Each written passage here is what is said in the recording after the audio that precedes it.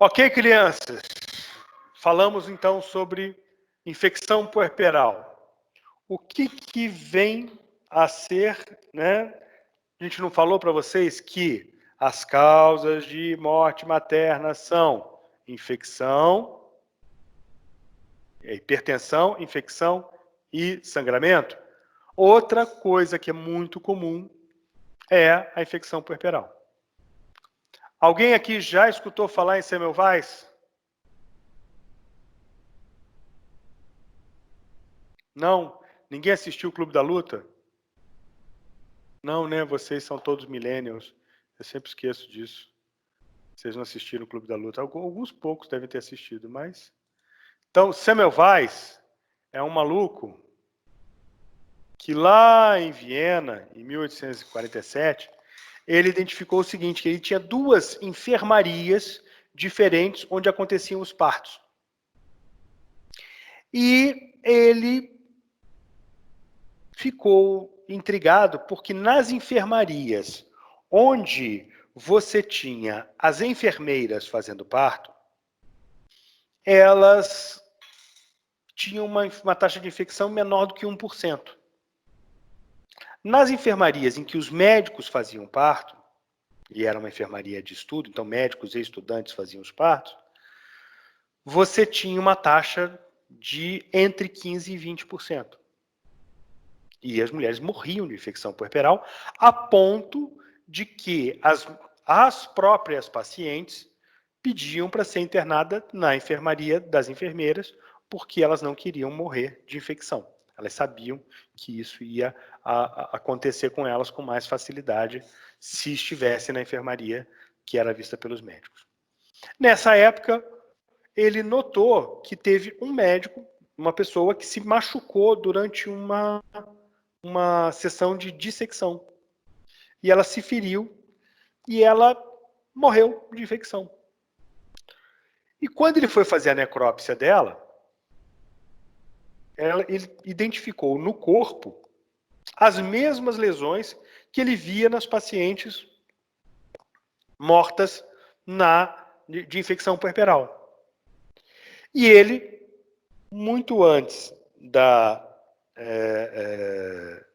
das teorias que falavam em micro-organismo, ele chegou à conclusão de que tinha alguma coisa em comum ali, e ele achou que era por massa putrefata dos cadáveres, que era transmitido para as mulheres, e ele simplesmente fez o seguinte, pediu que todo mundo que entrasse nas enfermarias passasse a lavar a mão antes de fazer parto.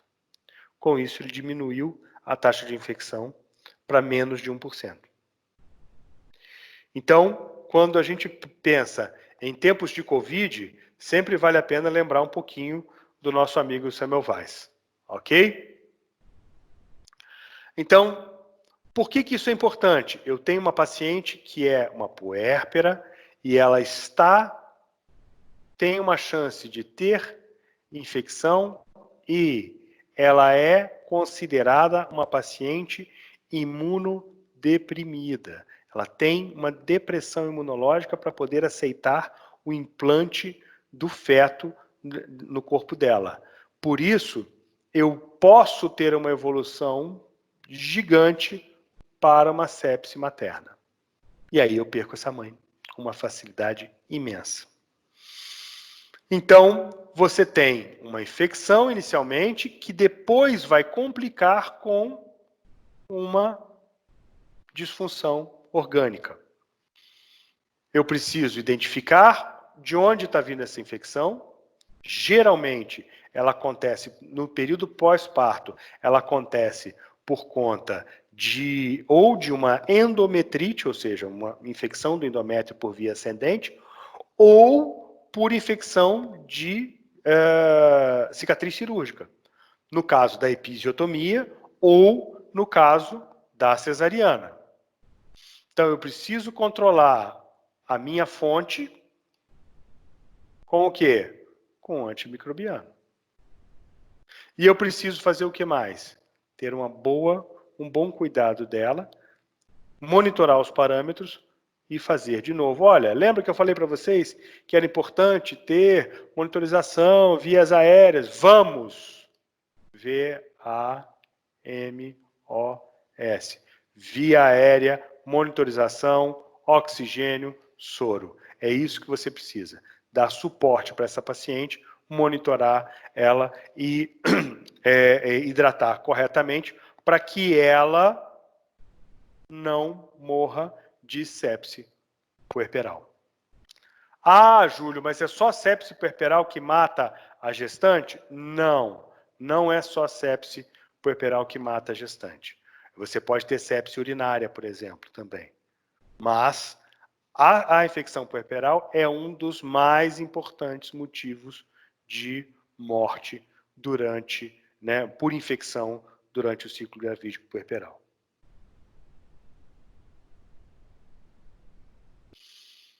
Principal fator de risco isolado para infecção puerperal é esse aqui, ó, cesariana.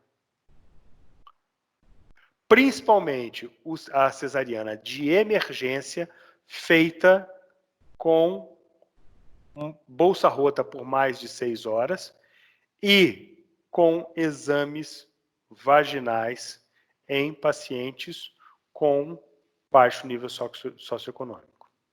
Tá? Detesto quando a Resende usa esses tipos de mulheres indigentes. Mas, cesariana, sem múltiplos exames vaginais, cai já bastante. Cesariana, em mulheres não indigentes. Por último, cesariana eletiva, parto vaginal com amniorexia, e o último, que tem a menor chance de infecção, é o parto vaginal não complicado. Principalmente se esse parto vaginal não complicado não teve episiotomia, que aí a chance é só da endometrite. Então vamos pensar aqui, quais são os grupos, quais são os fatores de risco? Cesariana, trabalho de parto com amniorexia, múltiplos toques vaginais, e baixo nível socioeconômico. Esses são os principais fatores de risco em pacientes para infecção puerperal.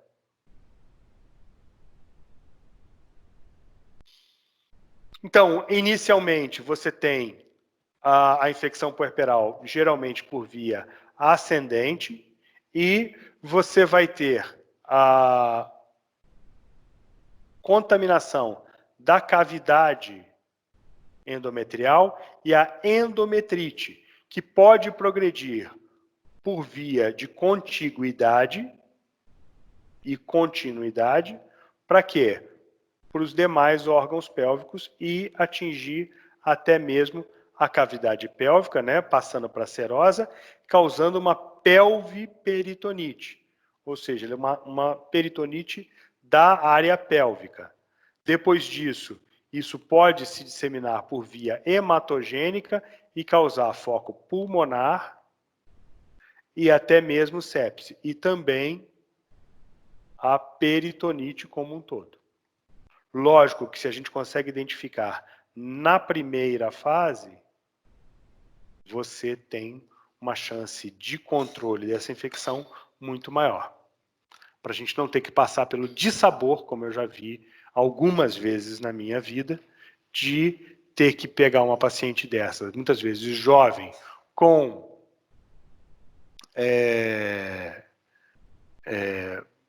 um filho, ou às vezes com nenhum filho, e você ter que fazer uma esterectomia numa moça dessa. Mesma coisa que eu falo aqui também serve para pacientes que têm abortos clandestinos. Muito mais. Tá? Por quê? Porque ela faz isso num local onde não tem segurança, geralmente. Hoje em dia, com o Citotec, isso diminuiu bastante, porque ao invés de fazer um aborto clandestino, ela compra o misoprostol no mercado negro, e consegue utilizar. Mas eu peguei, lá no século passado, eu peguei muito caso de pelvoperitonite, de infecção pós-aborto clandestino.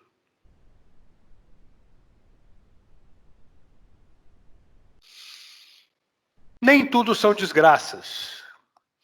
A maior causa a principal fator etiológico, agente etiológico das infecções puerperais são os aeróbios. Principalmente Streptococcus e Enterococcus, na área dos gram-positivos. E a Escherichia coli nos gram-negativos. Tá? Por que eu estou dizendo que isso é bom? Isso é bom porque são micro-organismos de fácil controle, que respondem muito bem à maioria dos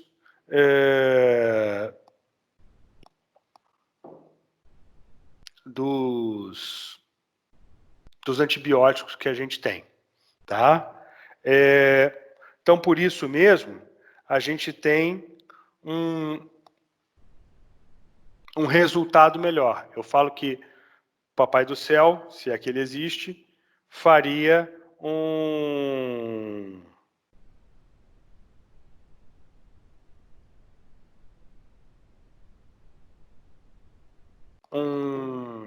desculpa.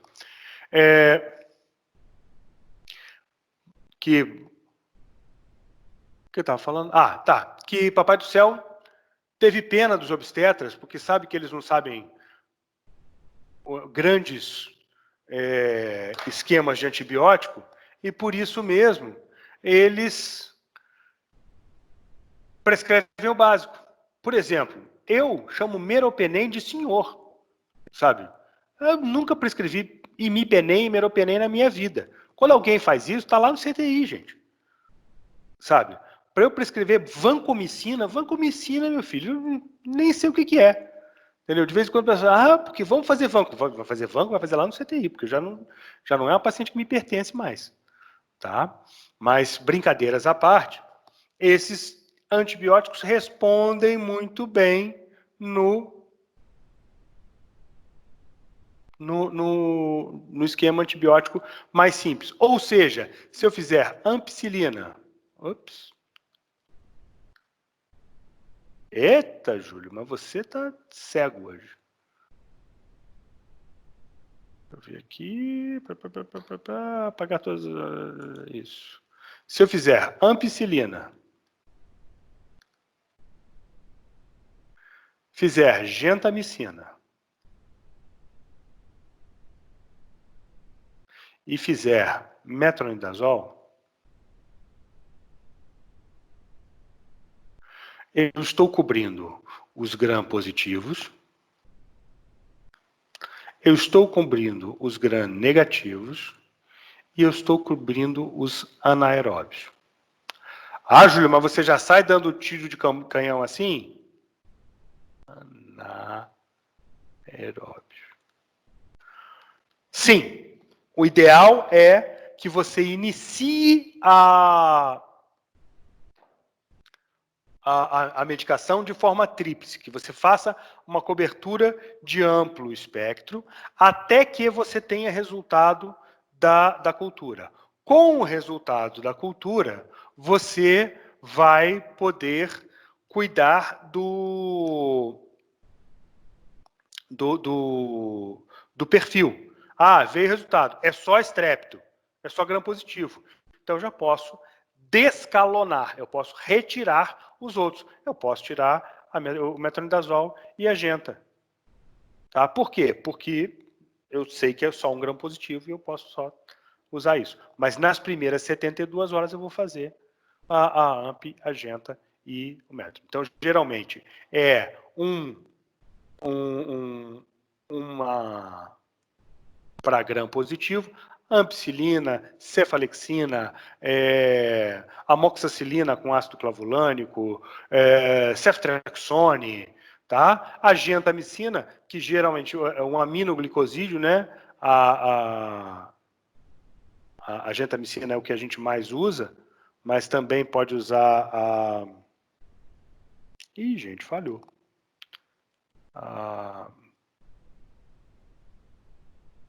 É o outro aminoglicosídeo que tem junto com a gentamicina.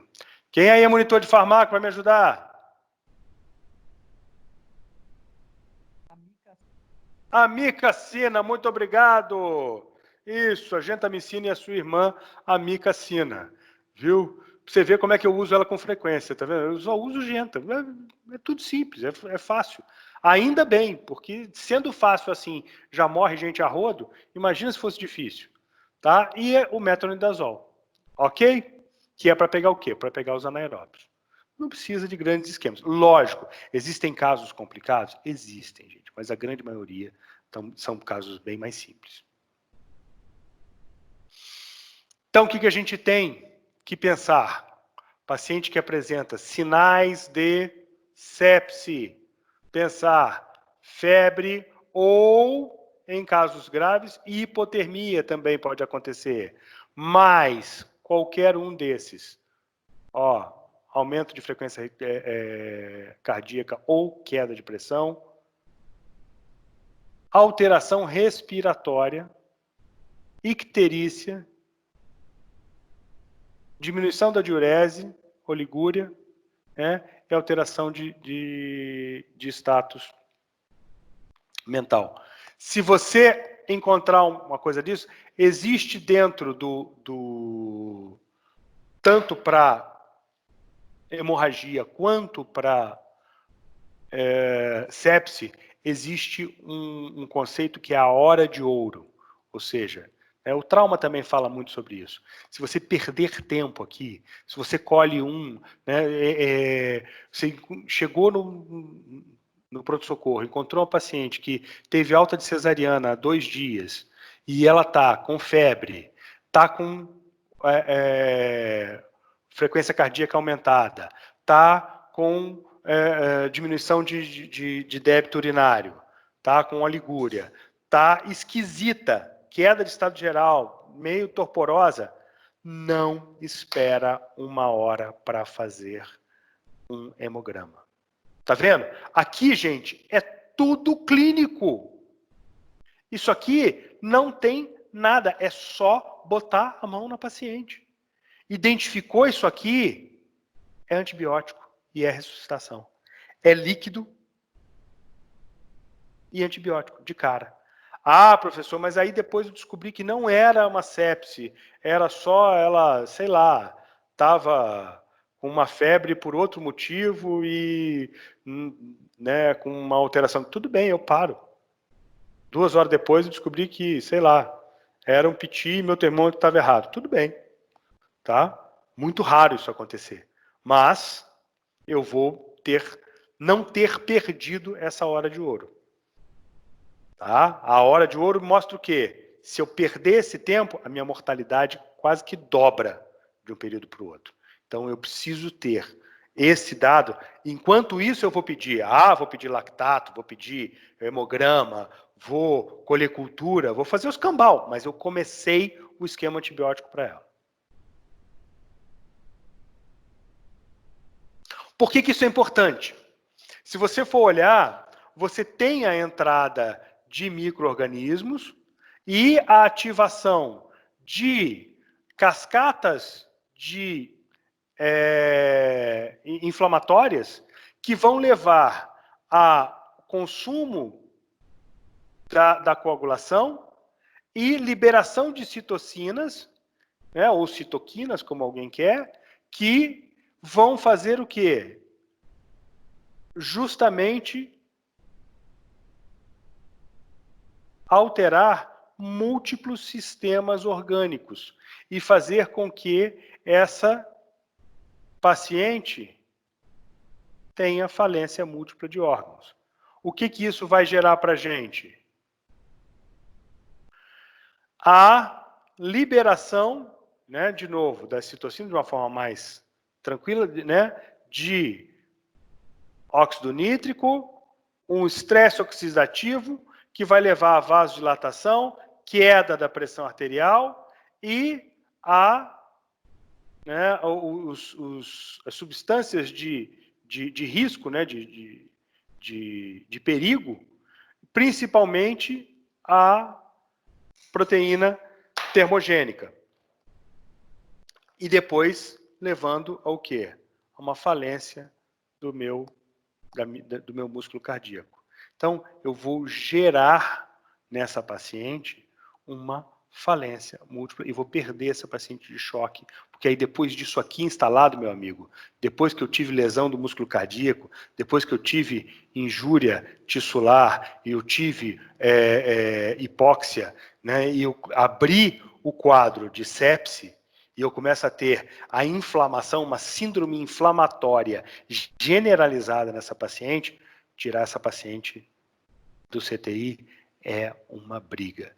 É uma paciente que está muito inflamada, que está muito lesada e que é difícil de você controlar de volta. Então a gente tem que agir cedo. Hora de ouro é uma coisa importantíssima. Então, lembrar que a gravidez já é já consta uma alteração cardiovascular importante, né? Já consta de alteração respiratória, renal e de coagulação. Se eu junto isso com uma sepse que vai também gerar, né, olha a ponte sendo construída aqui, ó, e você começa a ter, né, uma série de diferentes interações, você vai ver que esse quadro de sepse numa grávida, ele é muito mais grave do que um quadro de uma paciente não grávida, ou de um paciente que não esteja grávida. A gravidez ela vai empiorar muito o resultado dessa coisa. Porém, a boa notícia é, geralmente, são micro-organismos fáceis de resolver e são pacientes, na maioria das vezes, quando elas não têm comorbidades, são pacientes rígidas e jovens que conseguem responder bem ao tratamento. Só para a gente lembrar, existem vários diferentes scores feitos. Esse é o Quick SOFA, né? É o mais fácil de todos, que ele vê só a pressão, a frequência respiratória e a alteração. Se você tem esses três, você já tem problema. Tá? Então, não precisa também, né, ter ir lá medir, somar isso aqui, para somar para dar 3, a gente já tem, né, coisa. Se você tem 2 desses aqui, já está alterado. Então, manejo, ressuscitação.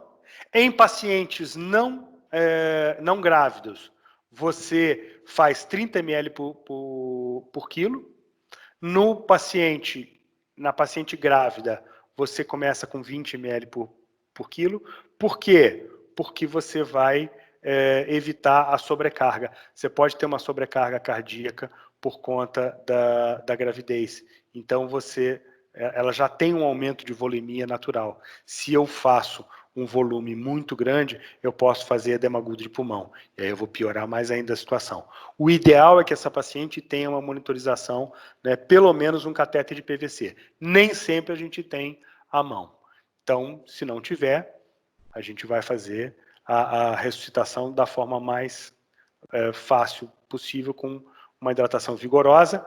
Tratar a fonte, eu tenho que identificar de onde está vindo esse meu foco. É da cicatriz cirúrgica? Existe algum sítio de abscesso, né, que eu preciso drenar? Não, não existe. Eu estou só com uma endometrite mesmo. E estabelecer precocemente o uso de antibióticos.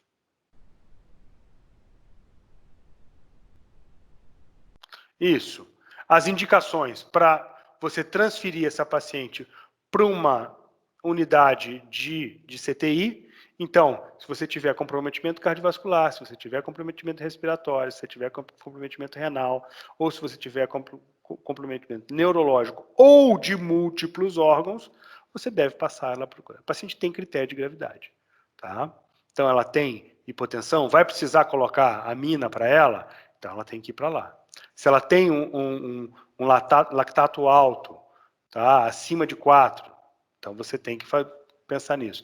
Tem edema pulmonar? Precisa de ventilação mecânica, gente? A gente sabe que a gente vê no Brasil paciente em ventilação mecânica na enfermaria. Não é o ideal. Isso é uma indicação de tratamento intensivo. E lembrar sempre, não é porque você não tem uma vaga na UTI que o seu paciente não tem indicação de terapia intensiva. O que eu quero dizer? Terapia intensiva é um conjunto de cuidados. Várias vezes, quando eu trabalhei no Hospital São João Batista, o que a gente fazia?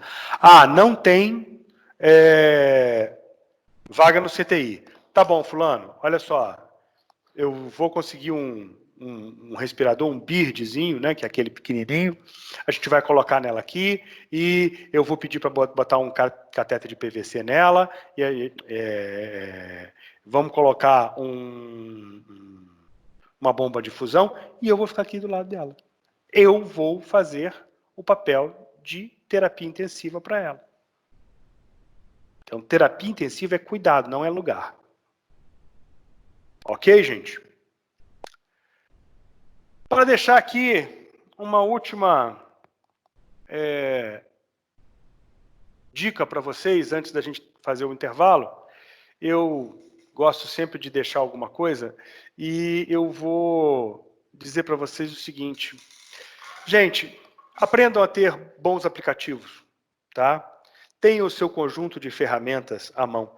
Eu, quando era jovem, eu ia dar plantão, levava uma mala que tinha uns 2 ou 3 livros dentro, porque tinha um livro de interação medicamentosa, um livro com aquelas condutas básicas, um livro com o famoso DEF, Dicionário de Especialidades Farmacêuticas, onde tinha todas as doses de tudo que você podia precisar e tudo mais, não sei o quê.